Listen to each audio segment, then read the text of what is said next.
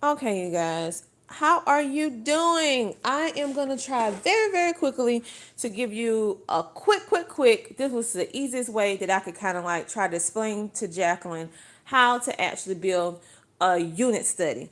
Now, a unit study can be built with just about anything. The key to it, in my personal opinion, is just you need a theme. You need an overall theme of what you're trying to build. And then you have a focal point of what you actually want to accomplish during that particular study, what's going to be your basis of what your learning is going to be. And then you just build on it like building blocks. So, as I told you before, my son absolutely loves anything dealing with space, anything dealing with the solar system. So I had like a big folder already on it. So this is one previous unit study that I had built around space, the solar system. So I bought this book used from Amazon. Very nice book, by the way. Love the color. And then later on, I got this book right here, and I got it for free. And it talks about space. And I had another book. And then I have this science encyclopedia that also has a section in it that speaks on space. Right here, 154. And so what I did was that I included this section that talks about space, and this is the Usborne encyclopedia. So this is a book that hits all grade levels. Like, in my opinion, this goes all the way to high school and beyond with some of the topics that they're talking about. So this will be my basis to work with my high schooler. She has her book and he has one, and they both have this book as well. And we use that. And then we have this book for the picture, the visual, because remember I have visual learner over here. And we have that. And then I have the world globe when we start talking about different areas and stuff like that. And they can get like a visual and play with it and we talk about it. Then this is where the fun starts. When you actually start, excuse that, that's glue. And we never cleaned it up from the last project we did. So that will, if we can get it up. But anyway, unit studies are so much fun to actually build.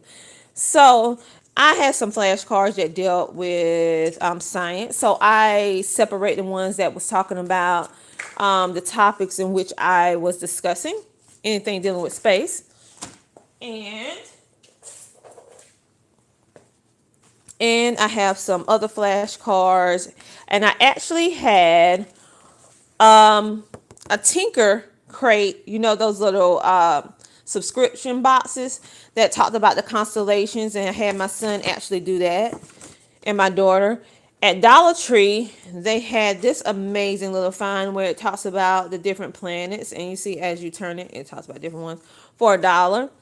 And I had these amazing photo flashcards from NASA that we actually use, pictures that they actually took from the Space Center. And we had some facts and we went over those. And let's see, some more large flashcards kind of things. And we just took it and we went over the information. I also had some printables that I had got for absolutely free. We already used them and I don't have them in here, but I kept all the stuff, the other stuff, everything that we written on. It's not in here right now.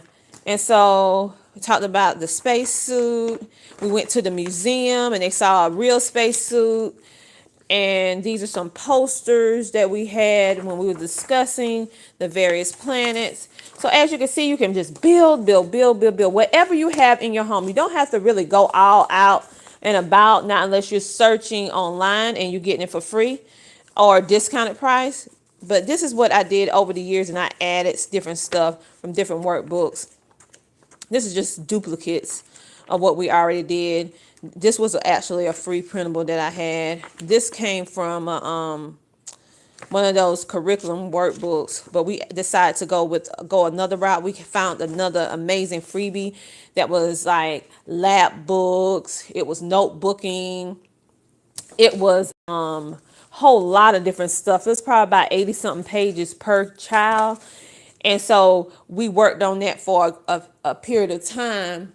And also we added this in, and I also had some DVDs that are related to this topic as well. So as you can see, it's super duper easy for you to be able to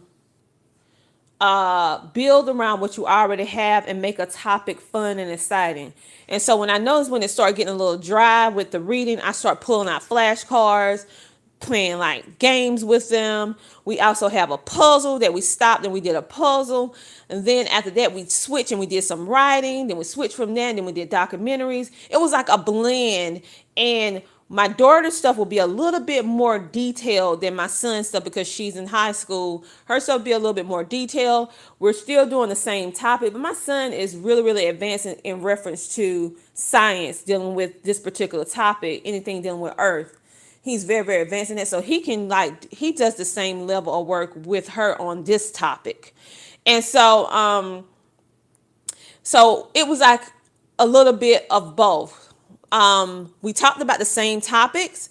We did the same stuff, other than I will build more on it for my daughter. She would do more. She would do longer writing. She would do more detailed presentations. Everything would just be a little bit more than what my son would have to do. But that is actually how you can build a great, great, great curriculum around things that you already have. Now, these are things that I already had or I got for absolutely free.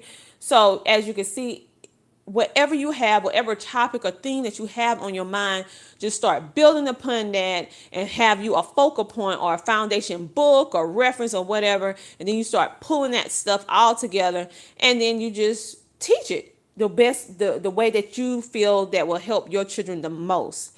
So that is my suggestion on that. Of course, I would do more videos in the future. This was like a spur of the moment kind of thing.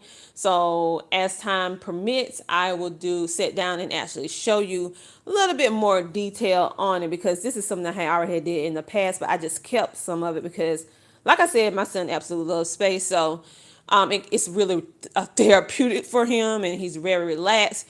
So it's my go-to when things get a little stressful. I'm like, okay, well, you can always learn more and more and more stuff about space and all that stuff like that. So we'll even go back and revisit some of this stuff after we have already did it before. And you will be amazed at how much more they get out of it when you go over a second time after a little hiatus from not doing it for a while.